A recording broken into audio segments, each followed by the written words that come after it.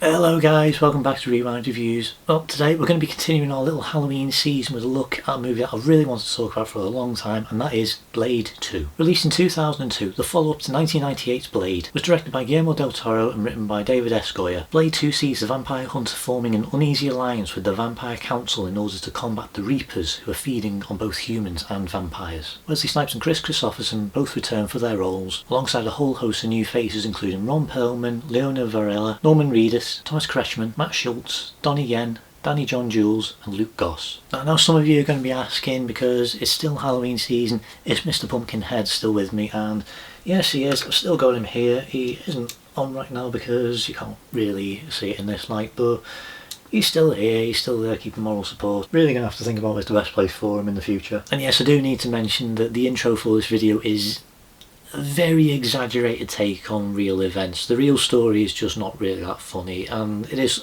I am going to mention it a little bit later on when I talk about the Reapers. So we're doing another Blade movie, and this movie, I am going to be honest, is probably my favourite out of the three films. It's the first one that I saw that was actually good. For any of you that weren't able to watch my review for the first Blade movie, which I'll put down in the description for this video, you're aware that one of the things that happened when it came to this series was I wasn't really old enough to see these movies when they came out. I really wasn't old enough to see these movies when they first came out. But the third movie is actually rated at 15, and the first two are both rated 18, so maybe me, I thought, oh well, 15, that means it's okay. So I ended up watching the third movie first, and then I watched the second movie, then I watched the first movie. And the reason for that is purely because of just the order that they were on TV, because like, they never seem to play the first one for some reason, but the third one they play all the time, the second one rarely. But it always had been a series that I was interested in actually getting around to watching, because I was a big fan of Marvel Comics. I was a big fan of the Spider-Man animated series. It's introduced so many different Marvel characters, including Blade. And I also mentioned that when I was younger, my dad used to have a lot of DVDs and videos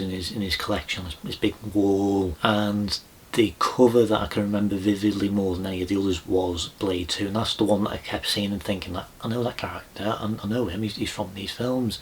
I kind of want to watch those. But it wasn't until like a few years ago where I was able to actually properly sit down and watch each of these movies in the order that they were released and actually see the story playing out across these three films. And it was also interesting getting to see all different styles and techniques that were getting used in each of these movies, because all three of them do actually feel quite different from each other. Because the first movie is, I'll say admittedly, it does feel like it is something that came from the 90s. I do think that the second one does push that a bit more, and I think that it feels a bit closer to what like modern superhero movies do. And then you have the third one, which is considered one of the worst ones ever made, and there are reasons for that, and I will get around to those when I actually review that film, but it might be a while off before that happens. But a big part of why I feel like this is the strongest one is because of Guillermo Del Toro behind the camera for this one, because he has such a vivid style and imagination that really does lend itself very well to a horror movie and action.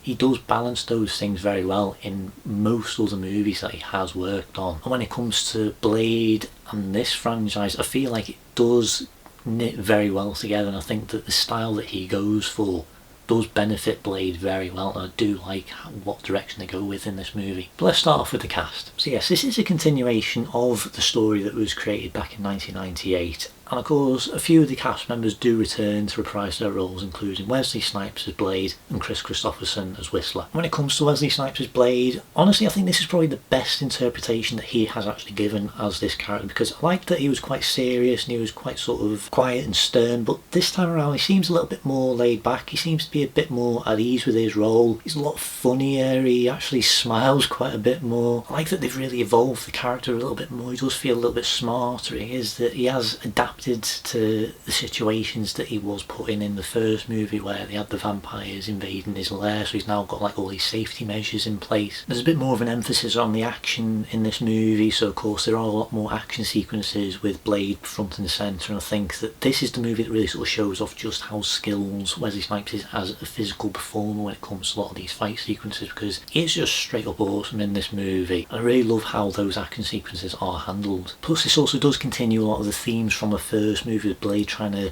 balance his human and vampire side, and I feel like this movie really does dig into that really well, and it does find a really great balance of those two elements of this character. And that is a big part of the story, because the story really does inform this part of his character, with him basically having to team up with this group of vampires that are supposed to actually kill him, and there's a bit of a power struggle. There's a lot of tension between them. He can't quite trust them, but he sort of has to, and he's forced into these really difficult situations. Plus this potential love interest that he's met with Nyssa, and it is handled really well. I do like how that all is balanced. But when it comes to Whistler and his part in this movie, I am a bit conflicted on, because on the one hand I absolutely love Christopherson as Whistler, because I just love what he brings to the role. I love his presence in this movie. I love the chemistry that he has with Wesley Snipes, the way that there is a bit of more of a father-son sort of dynamic that the two of them have developed across this movie. But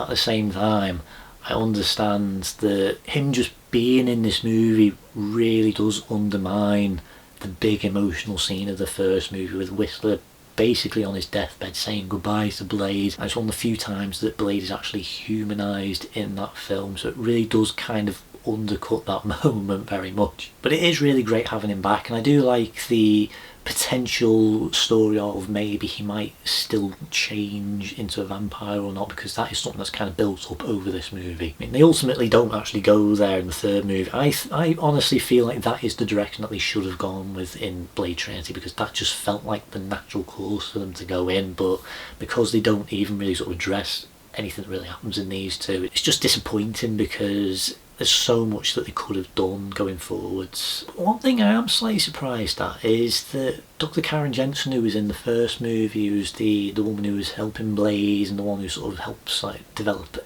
a form of serum that might be able to cure him, she isn't even in this movie. Like, they don't even reference her or anything. It just feels like completely pointless. I really don't understand why it is that they don't actually include her in some way. Because watching the first movie, it does feel like they are setting her up to be a bigger part of this franchise, with each passing sequel potentially to like cure Blade and all sorts. But they don't even do that, and she's just gone, and they don't even address it. And I just think that's a really big disappointment, because you could make an argument saying that there's a different creative team working on this movie, so they wanted to do something completely different and tell a standalone story, which it is a standalone story, yes, and I do appreciate that, but it isn't. It's the exact same writers as the first movie, so I don't understand. But that being said, when it comes to the story overall, I'm not quite sure where she could have fit into this unless the movie was a bit longer and they had an extra sub-story going through it. I would have liked them to have acknowledged her in some way, but because this movie is a very standalone story and it's fine as is, I really don't know how they could have fit her in, to be honest. But we do get a load of fun new characters in this movie, such as the Blood Pack, including Reinhardt, played by Ron Perlman, and Nyssa, plus a severely underutilised Donnie Yen. I was a bit surprised actually rewatching this movie and actually seeing him in this, because I didn't really know who he was when I first watched this movie, and now I do, and then I saw him. Wait, that's Donnie Yen. In fact, he does get one cool moment in this, but just considering the stuff that he is able to do in a lot of his own movies, I think that they really could have done something else with him. I do like the inclusion of the Blood Pack. I do like the rivalry that's built up between Blade and Reinhardt. It does build up a lot of the tension in this movie, because Blade doesn't really know if he can really sort of trust them. They can't really trust him because he kills vampires, and they've been specifically trained up to kill him after all the stuff that happens with Deacon Frost in the first movie. There's a really good balance of what's going to happen next, and I really do like how that is approached. I mean, Ron Perlman's pretty much cool in absolutely anything that he plays, and he's gone on to be a kind of a staple in most like Guillermo Del Toro movies, and I think this might be one of the first ones that he was in, but I really do like that he is somebody who has sort of popped up in a lot of his movies over the years, and he is great in this movie. And I do think that a lot of the banter that they all come out with, because they really don't like each other, and all the stuff that they sort of hurl at each other, it can be really funny. I know there is one line that a lot of people are a bit iffy on, and I can understand where most people come from. I personally see it more as him making fun of Blade for being not technically a vampire, because they need blood to basically just sort of stay strong, and vampires can be quite pale and stuff like that. I thought that's kind of what they meant by it, but I completely understand what some people mean by that. In fairness, Blade does get his own back in pretty awesome style by sticking a bloody bomb to the back of his head. I don't think any of the others are really sort of fleshed out. They're only really sort of like there as like just sort of make up numbers really. I do find it quite funny that Danny John Jules is actually in this movie. Most people in the UK will know him as the cat from Red Dwarf, and I just find it really funny that he shows up here and he basically just playing like a really serious version of the cat, including the fangs. Well, it wouldn't make sense within context of the movie, but I just love a scene like if they had all the weapons all along a table, and then as he's going past he's just going, this man, this man, this is man. I've got a feeling there's a good portion of my audience that are not going to understand that. I really like Nissa's inclusion in this and the way that they are able to go with her character, because she's the one who I feel like has the most development out of the Blood Pack, and her connection and relationship to Blade sort of evolves over the course of the movie, plus all the stuff with her dad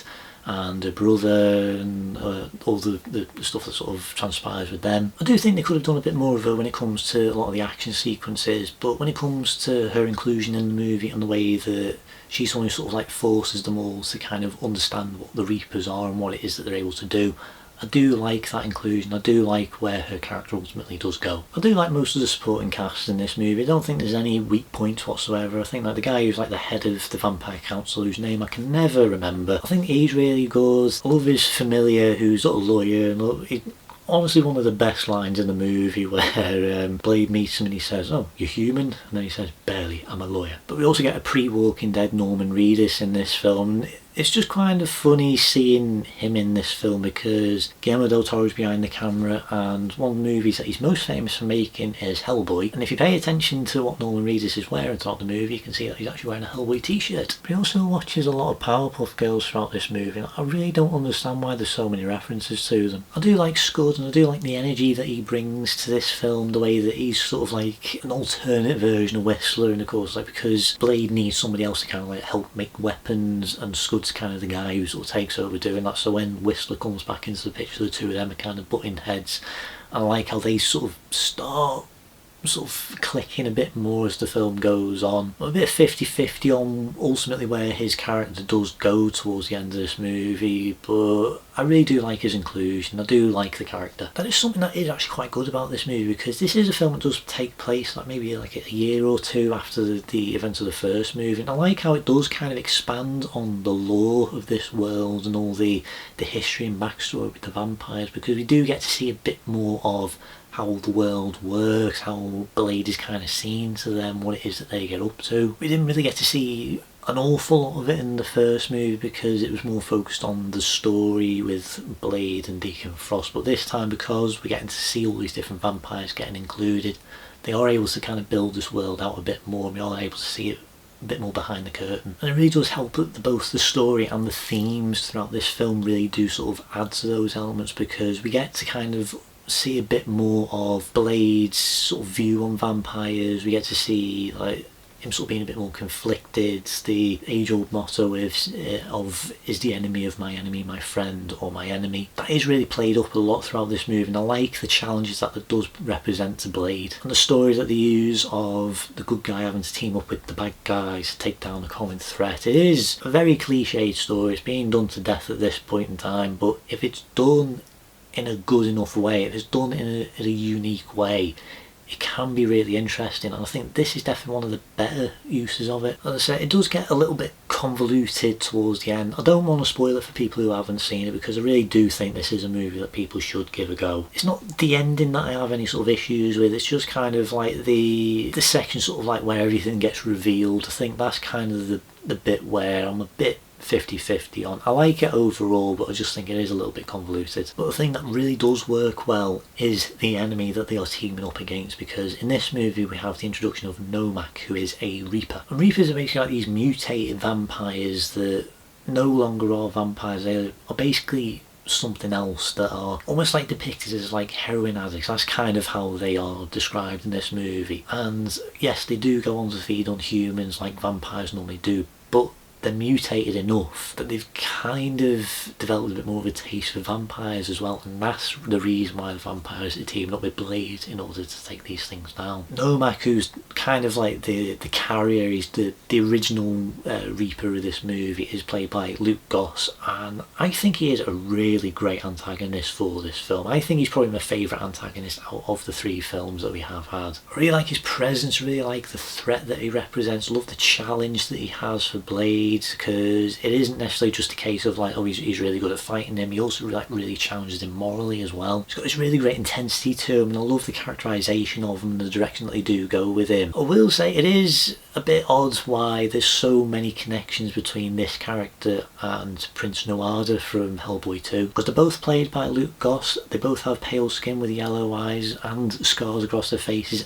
and the backstories with them, with the fathers and sisters. It is funny how many parallels there actually are between this movie and Hellboy 2, but I feel like both movies are unique enough that I'm able to kind of put all that aside and just see each of them as they are. But when it comes to their design, the design of the Reapers, there is a really great look to them. They're very imaginative. They do stand out against a lot of many other horror movie characters that we have had. They are absolutely terrifying when they go full grizzly mode, and I really like how it is a mixture of both practical effects and CGI as well, because this is one of the last times where vampires are kind of treated like properly scary, because this is pre like Twilight era where it started becoming a bit more about sort of making them pretty and like the romantic interests. I think that this definitely feels more like what vampires need to be, not necessarily how the Reapers are, but just what they sort of represent and how scary they actually can be. I feel like that is what vampires should be. Also really love the detail that they go into with these characters, because there is actually a sequence where they basically like they've managed to capture one, so they basically open him up to see what's going on inside. It is a pretty disgusting scene. I don't recommend having your lunch while you're watching it, but it is really good, and I like how they do sort of explain why it is that these things are a lot more powerful than vampires, why it is that they are basically invulnerable to most things that vampires are, but it does expose their one weakness. Because Guillermo Del Toro is one of those directors who does insist on doing things a bit more practically, and he does insist on trying to make sure that there is a good balance of both practical and CG effects. I do feel like the balance is actually very good when it comes to the Reapers. He's also got quite a twisted imagination when it comes to designing what creatures need to look like, so I don't think that they would have looked as good if somebody else was in charge of this movie. I think that because he's involved in this, they look so much more better and more imaginative. And I think it's time to tell me this little story from the intro. So I was in high school and I was starting to get a bit more interested in these movies, and I was really sort of starting to look into it a bit more, see what the movies are about and see like, what it is that the Blade trilogy really sort of is. I was about 15 or so when I did this. I started looking into it, and there was a website that had a load of like all these retrospective reviews, and they had all 3 movies, and I thought, I kind of want to have a little look at these, sort of know what I'm going to be getting into. And I read the first one, yeah, it seems fine, it seems like a pretty good idea. And then I read the review for the second one. In the review they were using images from the film, like Blade just doing like its normal like, action pose stuff, and they had a picture of Luke Goss in makeup when he's sitting in a chair like all sort of laughing. For some reason I thought it was like a blue filter and he was like outside in the streets, and I don't know why I thought that, but I was definitely getting intrigued because I could see like this line that was going down his throat, and I was like, I wonder what that's meant to be. And then I scrolled down the page, and then right in the centre of it was this little cropped picture of that Reaper going grizzly mode, the one that I had at the intro in this video. I'd never seen anything like that in my life at that point in time, and it freaked me out that much that I had to get off the main page. I remember sort of scrolling away from it. I remember sort of being like, is that really how that thing looks? I was like sort of scrolling back up, yeah, that's definitely how it looks, scroll back down. And I couldn't sleep that night. They really freaked me out when I first saw them. They are one of the scariest things that I have ever seen. I'm absolutely fine with them nowadays. In fact, they don't bother me at all nowadays. But back then, yeah, they kind of did. Sort of made me glad that I hadn't actually watched the movies a bit earlier than I did, because I remember actually staying up late one night and Blade 2 was on TV, and I'd actually like flicked on it. I must have been like 12 or 13 or so when this happened. And it was the opening sequence where he's like fighting the vampires on the motorbike, and like takes one of their heads off using piano wire, and I thought, that's a bit violent, let's just click off that. So I'm really glad that I didn't see the Reapers at that age. As I said, nowadays they don't really freak me out, and there's very few horror creatures that really sort of freak me out in the same way. I don't think anything has actually rivaled them for me. There's been some that have come close, but to me they are definitely near the top. So that's the story behind the intro. When it comes to the effects in this film, I do like that it is a good mixture of both practical and CG effects, because it really does kind of help lend this into a bit more of a believable status. They are able to push things a little bit more, but it does still feel quite grounded because of how practical it is. And I do like the animatronic effects that they do use on the Reapers and the way that they do sort of enhance it a little bit with CG. It does still look good, it does hold up mostly, but this is in 2002, this is around about the time that they had started using a lot more 3D animated characters to kind of like fill in and do like a few of the more over the top moments, and they hadn't really perfected it by this point. I think that there is a bit more detail that has gone into this. Like, there's a few close-ups of like Wesley Snipes' face. You can tell it's CGI, it is very CG, but at the same time there is enough detail in it that if it's quick enough you could potentially get away with it. I think the switch between practical and CG can be a little bit jarring, like the scene where like Blade jumps off of a staircase and then like lands on the ground. I think that doesn't quite land. But when it comes to the vampire effects, like when they get shot and they turn to ash, I think this looks a lot better than they did in the first movie. I also like how they're able to kind of do a bit more when it comes to the camera movements, because they're able to do like slightly more over the top motions and all sorts that you wouldn't really be able to do if it was all for real, because it's a bit more fluid, a lot faster, they're able to kind of follow people around so much more. I think it really does work, and I do like how it is handled. You can definitely tell the difference between this movie and the previous one, because it does look like the budget has significantly gone up with this one, because it does feel so much bigger. There's a lot more to it. The sets are a bit more details, you know, you've got like all the stuff with the council and all their different chambers and rooms. You've got the bigger nightclub. There's a lot more machinery in this as well. There's like a few more like sci-fi elements in this one compared to the first one. There's definitely a few little elements of that in the first movie, but I feel like this one really sort of does push it just a little bit further. But this is still a horror movie. This, I wouldn't necessarily first and foremost a horror movie, but it is definitely a lot more in the horror territory than anything else. The first movie definitely did have a few moments of horror sort of sprinkled throughout, but I feel like this one really does kind of amplify those elements a lot more, because there are definitely a few more creepier moments. There's a lot of tension built up because of the conflict with the blood pack, the way that you're not quite sure where this is all going, plus like the sequence down in the sewers, which is one of the best scenes in this movie by far. So you've got like one of the team who has been bitten by one of the Reapers and they are changing, so you're not quite sure what's going on there, plus you don't know where the Reapers are, you're sort of aware that they are around, it's all sort of closed in and claustrophobic, and it is really well handled. And I think this movie has more iconic Blade imagery than any of the other movies. Just like those shots of him like running down the tunnel, and you've got like the Reapers all on the roof and the walls around him, and that shot where he jumps up on the staircase and he's got them all like jumping up to try and catch him, and he's just like